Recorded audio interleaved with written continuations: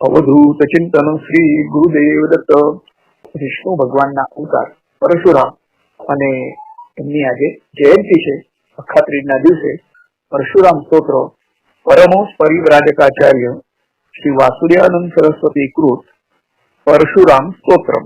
કરાભ્યામ પરશુમ ચાપમ દધાનમ રેણુકાત્મજમ જામદગ્ન્યમ ભજે રામમ ભાર્ગવમ ક્ષત્રિયાંતકમ. નમામિ ભાર્ગવમ રામમ રેણુકા ચિત્તનંદનમ મોચિતાંબાર્તિમુત્પાત નાશનમ ક્ષત્રનાશનમ ભયાર્થ સ્વજન ત્રાણ તત્પરમ ધર્મ તત્પરમ ગત ગર્વ પ્રિયમ શૂરમ જામદગ્નિ સુતમ મતમ વશીકૃત મહાદેવમ દ્રપ્ત ભૂપ કુલાંતકમ તેજસ્વિનમ કાર્તવીર્ય નાશનમ ભવનાશનમ પરશુમ દક્ષિણે હસ્તે વામે ચ દદતમ ધનુઃ રમ્યમ ભૃગુ કુલોત્તમ સમ ઘનશ્યામમ મનોહરમ શુદ્ધમ બુદ્ધમ મહાપ્રજ્ઞા મંડિતમ વર્ણપંડિતમ રામમ શ્રીદત્ત કરુણા ભાજનમ પ્રિયરંજનમ માર્ગણા શોષિતા ધ્વંસમ પાવનમ ચિરજીવનમ ય એતાની જપેન્દ્રા મનામાની સકૃતિ ભવે. ઇતિ શ્રી પરમોસ પરિવ્રાજકાચાર્ય શ્રી વાસુદેવાનંદ સરસ્વતી વિરચિતમ શ્રી પરશુરામ સ્તોત્રમ સંપૂર્ણમ. પરશુરામ ભગવાન નો અવતાર એ વિષ્ણુ ભગવાન નો અવતાર ગણાય છે.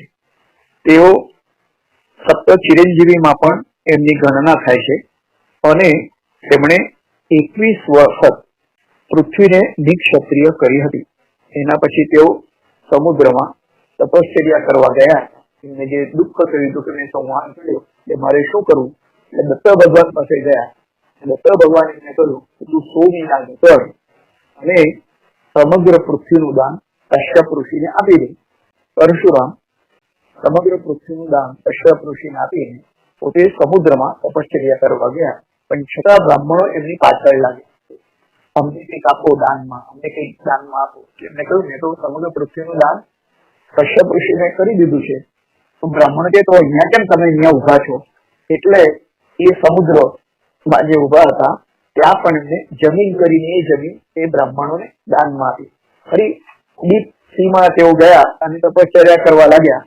બ્રાહ્મણો એમની પાછળ પડ્યા એટલે ત્યારથી તેઓ અદ્રશ્ય રીતે એ પ્રવાસ કરે છે.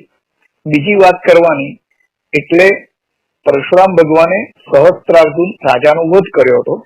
એ સહસ્ત્રાર્જુન પણ દત્ત ભગવાનનો શિષ્ય હતો અને પરશુરામ ભગવાને પણ દત્ત ભગવાનનું શિષ્યત્વ સ્વીકાર્યું હતું. પરશુરામ ના સ્વરૂપનું વર્ણન આ સ્તોત્રમાં કર્યું છે, જેમાં ડાબા હાથમાં ધનુષ છે અને જમણા હાથમાં પરશુ છે. કે પરશુ એમના હાથમાં હોવાથી એમનું નામ પરશુરામ તરીકે તેઓ ઓળખાય છે. અને સહસ્ત્રાર્જુન રાજાના વધ પછી એમને ખૂબ શોક થાય છે એટલે દત્ત ભગવાનના શરણે જાય છે.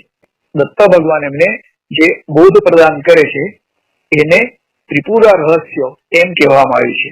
દત્તો ભાર્ગવ સંવાદ એ રીતે પણ મરાઠીમાં એ વિશેની ચોપડી છે.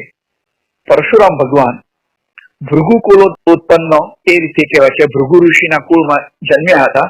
એમના પિતાનું નામ જમદગ્નિ ઋષિ અને માતાનું નામ રેણુકા.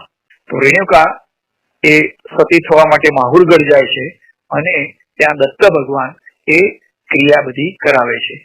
આજે પરશુરામ ભગવાનની જયંતિ છે તો એમને શતશઃ વંદન.